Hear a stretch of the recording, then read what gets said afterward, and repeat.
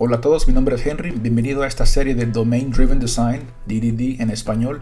En este episodio número 6 vamos a hacer algunas consideraciones en cuanto a la arquitectura antes de poder comenzar con el código de este tema Domain Driven Design. Bueno, antes de continuar me gustaría aclarar o recordarles que esta serie no se trata de programación, así que sé que tal vez algunos de ustedes van a estar más enfocados en la parte de programación, otros en el diseño de arquitectura y otros en la parte del negocio a un nivel bien alto, entendiendo el concepto de lo que es Domain Driven Design.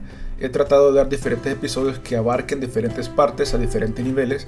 En este episodio la idea es mostrarles que este término de Domain Driven Design va más allá de un principio lógico, va más allá de solamente cómo distribuyo mi información en el código, sino pensar en al final el producto, los procesos, ¿verdad? En el diseño nos damos cuenta qué es lo que debe de ocurrir desde el principio del diseño hasta lo que es el deployment, el poner nuestras aplicaciones disponibles para los clientes. Así que continuemos con esto, pensando eso, teniendo esa perspectiva. Esto es creando un diseño que siga los principios de DDD.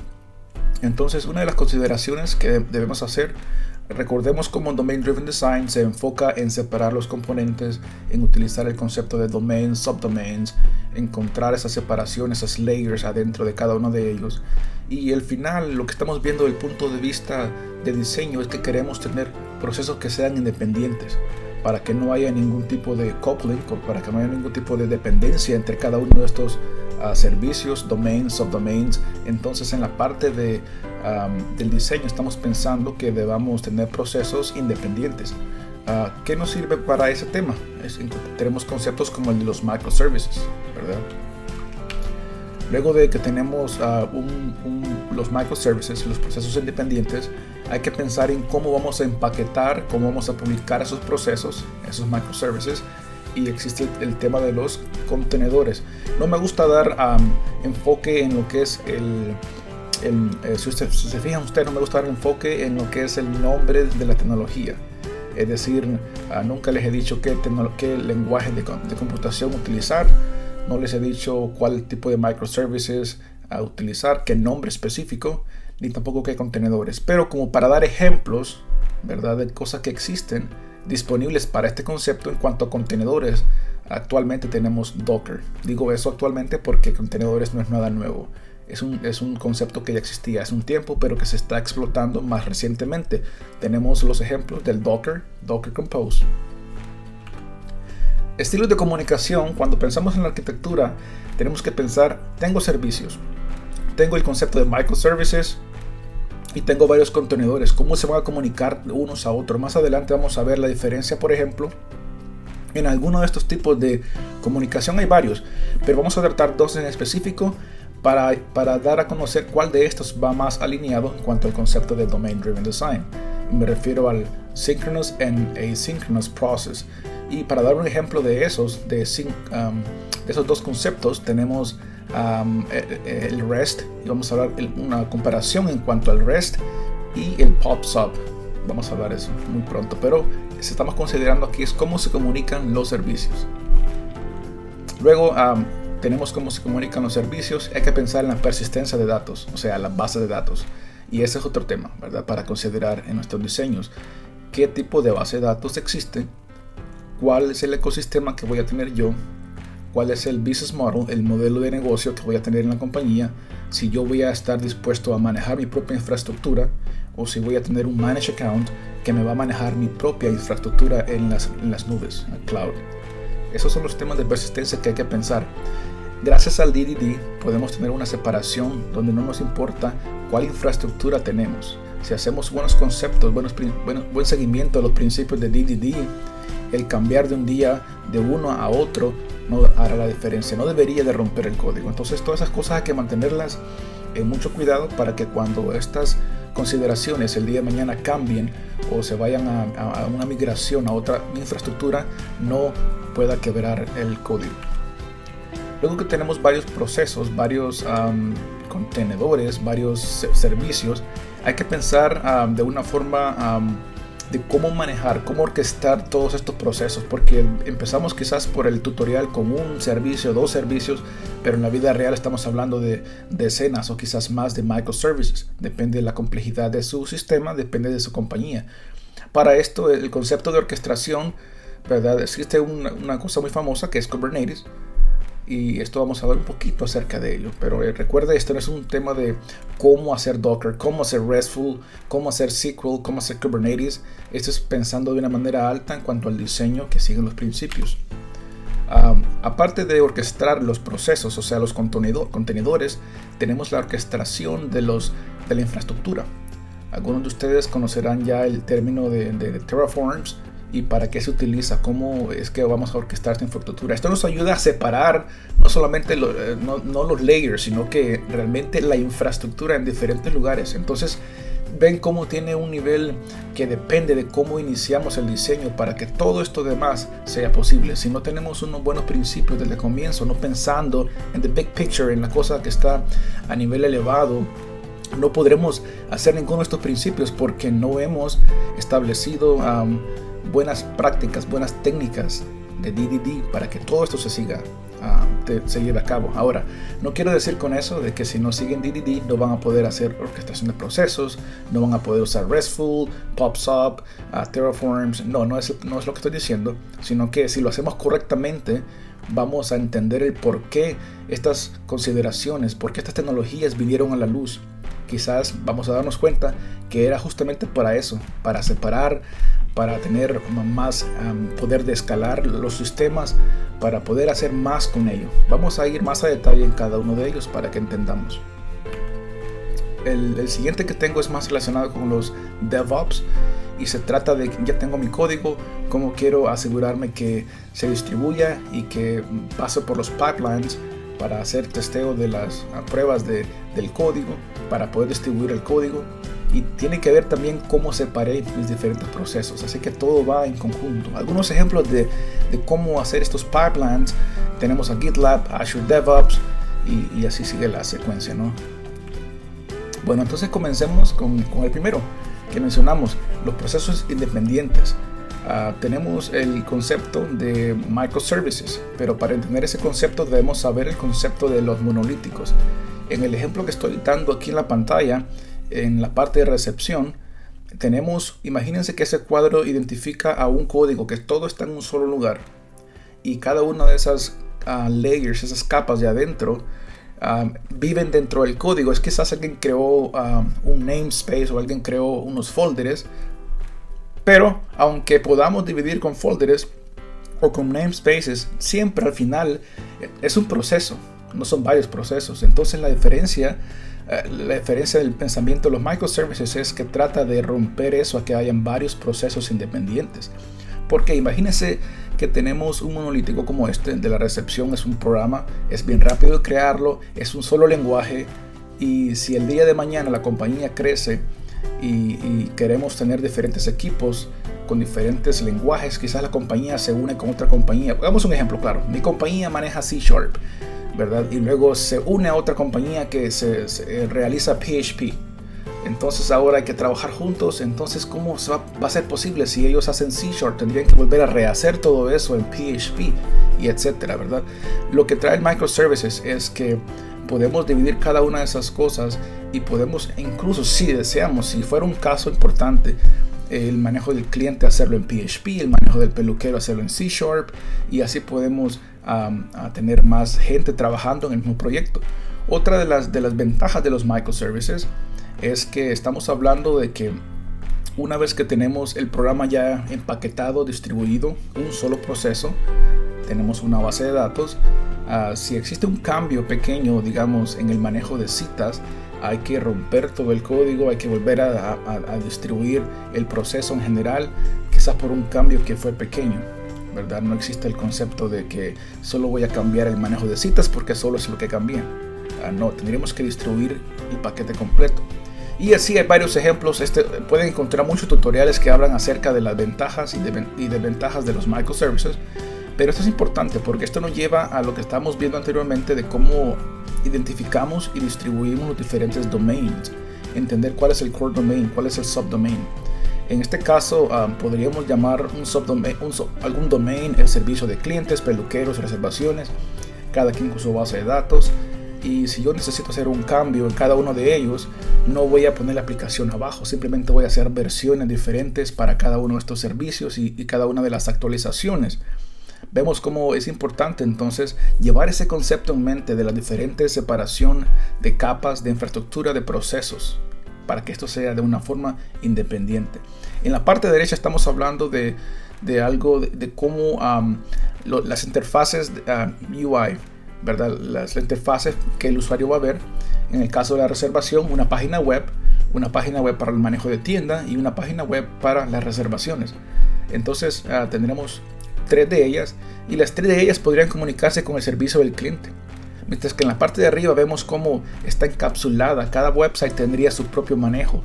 Entonces vemos la diferencia y las desventajas claramente en este ejemplo. Bueno, continuemos.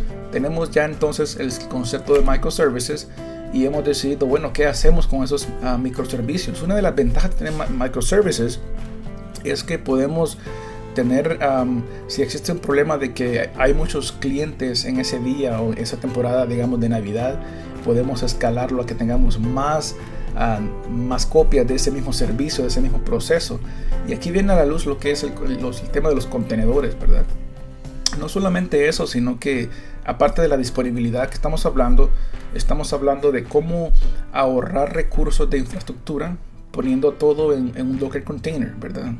Esto no es para explicarles realmente cómo usar Docker, pero para darle la big picture, la imagen alta de lo que está sucediendo aquí en este diseño. Estamos diciendo que vamos a definir de una sola vez cuál es esa instancia. En el caso mío tengo un programa que sea de recepción. Voy a crear una imagen Docker donde va a definir qué es necesario para correr esa aplicación. Es como un snapshot, como le llaman, como una copia de esa imagen. Luego esas copias yo las voy a poner en un registro de contenedores que va a tener todas mis imágenes. ¿Por qué es importante? Bueno, porque cuando antes los desarrolladores tenían el código y se lo daban a DevOps para que lo distribuyera, lo empaquetara y continuara con el proceso de DevOps, ellos no tenían conocimiento realmente de cuáles eran las reglas de este servicio para que funcionara bien. Entonces con la imagen, el desarrollador en el Docker file que están viendo acá pone todos los parámetros, todos los tipos de conexiones que son necesarias para que esta imagen funcione en cualquier lugar. Entonces ahora el DevOps team, el equipo de DevOps, agarra esa imagen y crea instancias. El registro de contenedores es un lugar donde están almacenadas todas las imágenes de la compañía. Entonces podemos decir, quiero una instancia para recepción o quiero 2 porque hay más tráfico, y así cuando una se cae se levanta la otra, y puedo tener más imágenes por servicios que sean más ocupados que otros. Ven, antes teníamos el concepto que solo es recepción, ¿verdad? Pero ahora, digamos, en el ejemplo que puse varios juntos, pero aquí podríamos poner uno por servicio. Depende cómo es la complejidad del sistema, porque la idea que queremos tener es que yo podría hacer varias instancias solamente del servicio de clientes porque es más usado que el servicio de reservación. Un ejemplo nada más, y nos da esa capacidad. Entonces el considerar esto en el diseño es muy importante. Por eso cuando vayamos a codificar van a ver que desde el principio utilizamos el término de Docker Files para crear imágenes. Algo importante aparte del Docker, el Docker te pone las cosas en las redes para que podamos tener esto listo para ser usado para producción, para QA, en ambientes públicos. Podemos ver el IP address, la dirección del IP ahí en la parte de la derecha. Pero también podemos observar en la parte de abajo existe el concepto de Docker Compose. Lo que hace esto es que el Docker Compose tiene una definición de cómo llamar los Docker Files para crear una instancia que puede ser ejecutada en una máquina local para ambiente de desarrollo, Developer Machine.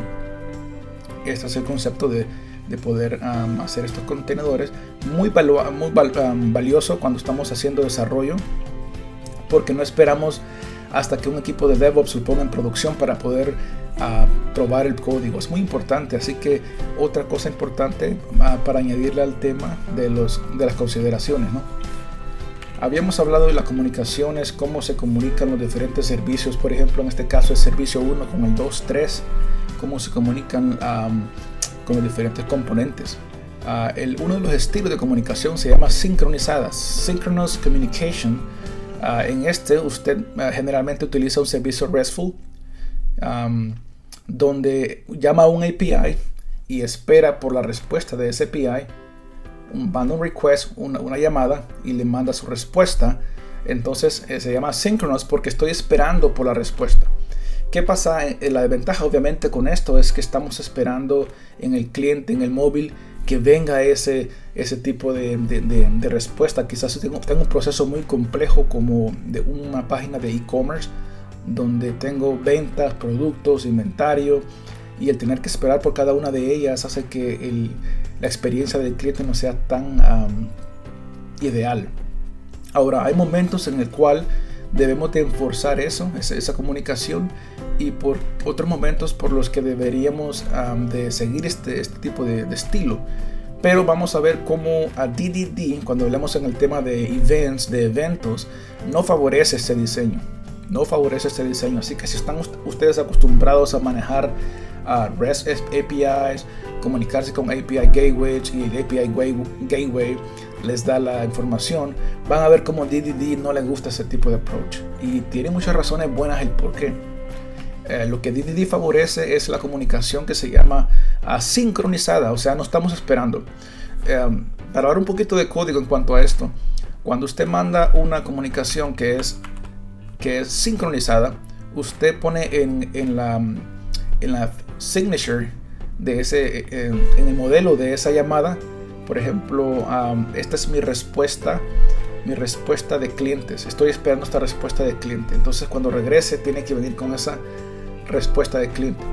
En cuanto al event boss, lo que usted hace aquí, usted pone void. Usted pone, yo no quiero esperar nada. Yo solamente te voy a mandar una comunicación y ya, eso es todo para mí, se acabó. Yo no tengo que esperar nada. En el microservices tiene el concepto de que yo voy a publicar un cambio. El cambio es que algo ocurrió en el microservices en este ejemplo, el número 1. Algo ocurrió y voy a publicar que el cliente fue actualizado, por ejemplo. Entonces llega un event boss donde dice, bueno, este es un cambio que ha pasado en el cliente, y tengo otros servicios que dependen de esa información de ese cliente. Quizás un servicio de reservaciones, quizás un servicio de manejo de tiendas. Entonces, cuando pasa un cambio, se suscriben a estos eventos que suceden. Entonces, en el caso se publicó un cambio y alguien se suscribió a ese cambio. Reciben los cambios. Es el event boss que llega a los servidores a dar ese cambio. ¿Me entienden? Entonces, vemos la diferencia, que no están esperando por la respuesta, sino que el event boss es el que se encarga de distribuir estos cambios a los lugares que lo necesitan, a los lugares que están esperando por ese cambio, pero no de una manera sincronizada, sino que asincronizada. Esto es muy importante porque el Domain Driven Design tiene el concepto de eventos. Vamos a ver ese tema más adelante, pero querían que entendieran de una manera bien elevada cuál es el concepto de POP-SOPs. En cuanto a las bases de datos, habíamos brevemente mencionado de que yo debería tomar la decisión si va a ser manejada por las nubes o si va a ser manejada por mi personal, ¿verdad? Si yo voy a manejar esas redes. ¿Por qué es importante esto para DDD? Bueno, es importante porque cualquier cosa que suceda, digamos, si la compañía decide me voy a mover de AWS a Azure, eso no debería romper el código. Si me voy a mover de una base de datos que está instanciada en una máquina local, en una máquina de Docker, en una instancia de Docker, no debería afectar si me muevo de hacerlo en containers a un managed account. Digo, no debería, no es que no van a haber cambios, van a haber cambios, sí. Voy a hacer un agregado que va a hacer un cambio a cómo se hacen las cosas, pero va a ser más sencillo y menos problemas en el quebrar el código si lo hago de una manera correcta. Si separo completamente la lógica de la infraestructura como lo quiere DDD, me va a permitir yo pensar en cómo cambiar en el caso que necesiten. ¿Qué tan común es esto? Bueno, más común de lo que se imaginaran. Muchas compañías antes de las redes de las nubes estaban en redes locales. Entonces ha habido una masiva migración de lo que es movernos de infraestructura local a infraestructura de las nubes. Y eso ha hecho que haya sido una pesadilla para muchos códigos que tenían la lógica metida, incrustada en el código de una manera que no seguía principios de separación. Por eso es importante considerar cómo vamos a darle soporte con el dominio a cualquier cambio de la persistencia de datos.